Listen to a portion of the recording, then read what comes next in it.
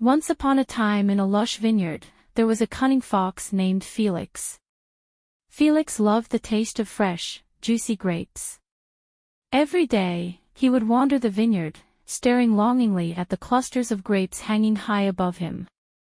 One sunny afternoon, Felix noticed an especially large and tempting bunch of grapes dangling from a vine. His mouth watered at the sight, and he decided he had to have them. Felix jumped up, reaching for the grapes, but they were just out of his reach. He tried again and again, leaping higher each time, but the grapes remained elusive. Determined, Felix ran a few steps back, took a running start, and launched himself into the air. He extended his paws as far as they could go, but he still couldn't reach the grapes. Exhausted and frustrated, he sat down to catch his breath.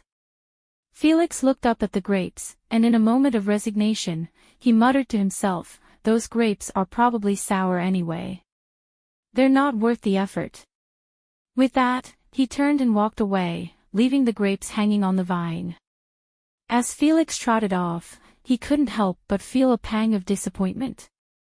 Deep down, he knew that the grapes were likely sweet and delicious, but it was easier to convince himself they were sour rather than admit he couldn't reach them.